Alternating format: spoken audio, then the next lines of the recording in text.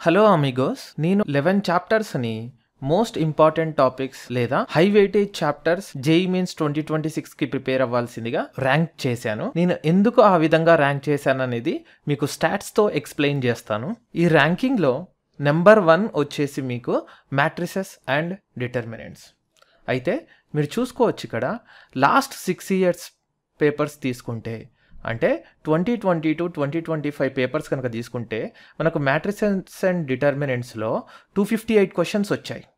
అదే 2002 నుంచి తీసుకుంటే ఇప్పటి వరకు, అంటే ఇనీషియల్గా ఇది AAAA ఎగ్జామ్ అని జరిగేది, ఈవెన్ అప్పటి నుంచి కూడా తీసుకుంటే నాకు మొత్తం మీద 342 క్వశ్చన్స్ వచ్చాయి. అంటే దీని వెయిటేజ్ పరంగాను ఇంపార్టెన్స్ పరంగాను నేను దీనికి ర్యాంక్ 1 ఇచ్చాను. మీరు కావాలనుకుంటే ఇండివిజువల్ ఇయర్లో ఎంసీక్యూస్ ఎన్ని వచ్చాయి, న్యూమరిక్ ఎన్ని వచ్చాయి, టోటల్ క్వశ్చన్స్ ఎన్ని వచ్చాయి అనేది మీరు ఒకసారి పాస్ చేసుకొని చూసుకోవచ్చు. హై వెయిటేజ్ టాపిక్స్లో నేను సెకండ్ ర్యాంక్ 3D జామెట్రీకి ఇచ్చాను.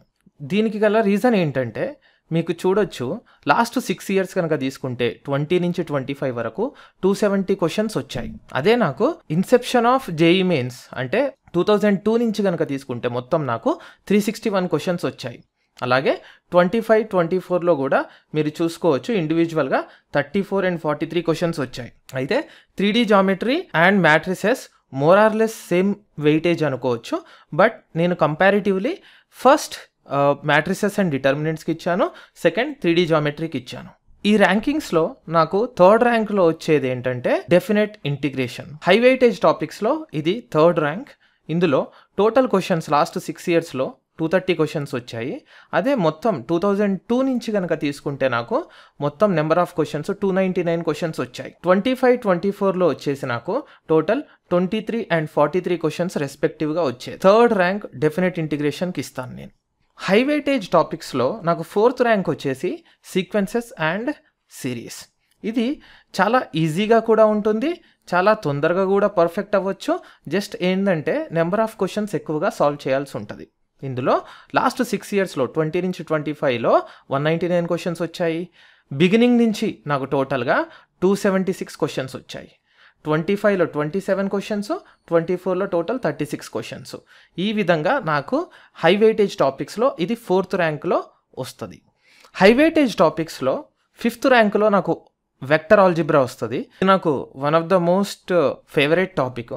లాస్ట్ 6 yearsలో 20 నుంచి 25 వరకు 188 క్వశ్చన్స్ వచ్చాయి. బిగినింగ్ నుంచి నాకు టోటల్గా 255 క్వశ్చన్స్ వచ్చాయి. 25లో 23 క్వశ్చన్స్ వచ్చాయి, 24లో 35 క్వశ్చన్స్ వచ్చాయి. ర్యాంకింగ్స్లో ఇది ఫిఫ్త్ ర్యాంక్. హై వెయిటేజ్ టాపిక్స్లో సిక్స్త్ ర్యాంక్లో నాకు లిమిట్స్ అండ్ కంటిన్యూటీ డిఫరెన్షియబిలిటీ వస్తుంది.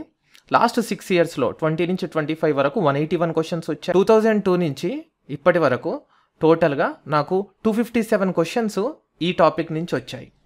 25లో 26, 24లో 28 క్వశ్చన్స్ వచ్చాయి. హై వెయిటేజ్ టాపిక్స్ ర్యాంకింగ్స్లో ఇది sixth rank. High weightage topic ర్యాంకింగ్స్లో నాకు డిఫరెన్షియల్ ఈక్వేషన్స్ 7th ర్యాంక్లో వస్తుంది. టోటల్ క్వశ్చన్స్ లాస్ట్ 6 yearsలో 180 క్వశ్చన్స్ వచ్చాయి.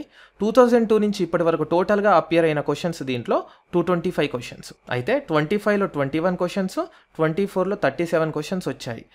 అగైన్ వెక్టర్ ఆల్జిబ్రా లాగానే ఇది కూడా తొందరగా మాస్టర్ చేయొచ్చు. ఇది సీక్వెన్సెస్ అండ్ సిరీస్తో నేను ఇది కంపేర్ చేస్తాను. రెండిటికి తక్కువ టైమే పడుతుంది అండ్ దీంట్లో కూడా ఎక్కువగా మనము క్వశ్చన్స్ని ప్రాక్టీస్ చేస్తూ ఉండాలి. నేను దీనికి 7th ర్యాంక్ ఇస్తాను. హై వెయిటేజ్ టాపిక్స్లో బైనామియల్ థీరం 8th పొజిషన్లో వస్తుంది. 8th most important topic. Total questions వచ్చేసి 179. ఇది లాస్ట్ 6 yearsలో 20 నుంచి 25 వరకు వచ్చింది. అదే నాకు బిగినింగ్ నుంచి ఇప్పటి వరకు వచ్చిన టోటల్ క్వశ్చన్స్ బైనామియల్ థీరం నుంచి 235. 25లో 24 క్వశ్చన్స్ వచ్చాయి, 24లో 23 క్వశ్చన్స్ వచ్చాయి.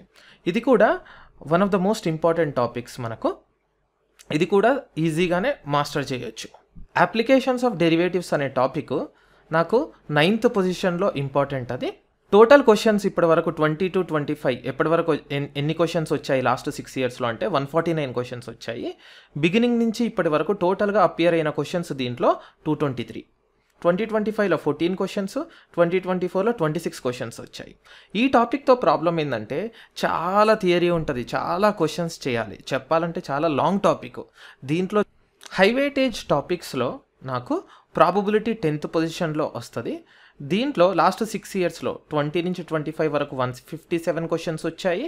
అలాగే బిగినింగ్ నుంచి ఇప్పటి వరకు టోటల్గా 217 క్వశ్చన్స్ ఇందులో వచ్చాయి. 2021లో 2025లో 21 క్వశ్చన్స్ వచ్చాయి.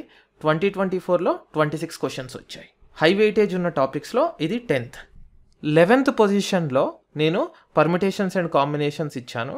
నేను టాపిక్స్ ప్రిపేర్ చేద్దాం అనుకున్నప్పుడు 10 ప్రిపేర్ చేద్దాం అనుకున్నాను మొత్తము.